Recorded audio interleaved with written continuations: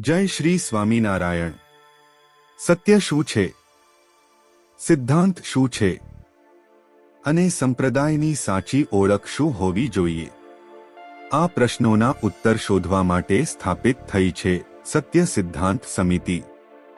ભગવાન શ્રી સ્વામિનારાયણ દ્વારા સ્થાપિત થયેલા મૂળ સિદ્ધાંતોનું સંરક્ષણ કરવું અને સંપ્રદાયમાં ઉત્પન્ન થઈ રહેલી ખોટી પ્રથાઓ સામે શાંતિપૂર્ણ રીતે સત્યનો અવાજ ઉઠાવવો। આ સમિતિ કોઈ વ્યક્તિ સામે નહીં, પરંતુ અસત્ય, અન્યાય અને સિદ્ધાંત વિરુદ્ધ પ્રવૃત્તિઓ સામે કાર્ય કરે છે। આ વિડિયોમાં આપણે જાણીશું સત્ય સિદ્ધાંત સમિતિ શું છે, તેમના હેતુઓ શું છે અને તેઓ કેવી રીતે સંપ્રદાયની શુદ્ધતા જાળવવા પ્રયત્ન કરે છે। તો ચાલો આ વિડિયોમાં આગળ વધીએ।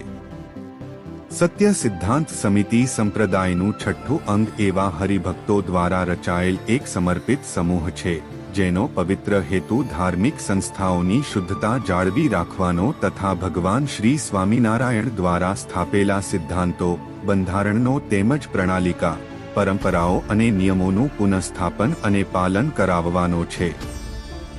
સમિતિની વિચારધારા ચાર પાયાના સંપ્રદાયના બંધારણીય શાસ્ત્ર પર આધારિત છે। 1. શિક્ષાપત્રી, 2.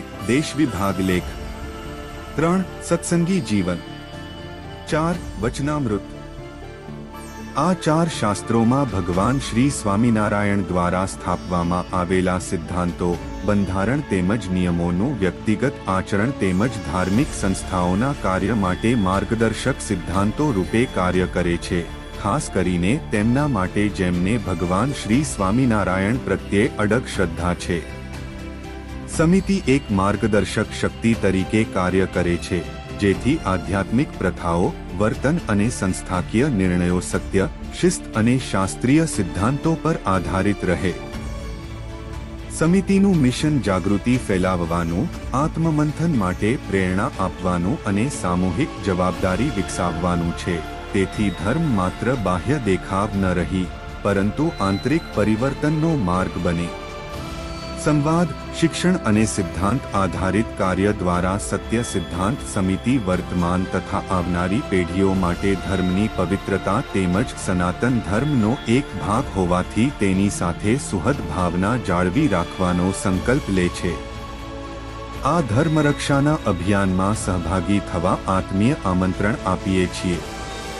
હવે સત્ય સિદ્ધાંત સમિતિનો મુખ્ય ઉદ્દેશ્યને સમજવાનો પ્રયાસ કરીએ। 1.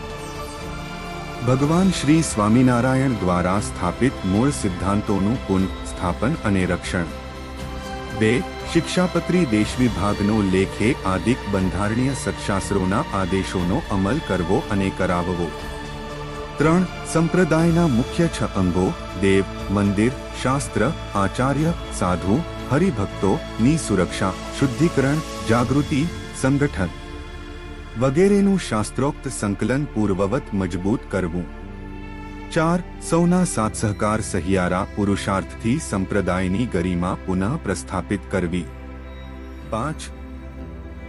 હરિભક્તોનું દાન, સમય, શક્તિ આદિકનું યોગદાન યોગ્ય જગ્યાએ જ ઉપયોગ થાય તેવું સમજણપૂર્વકનું આયોજન કરવું।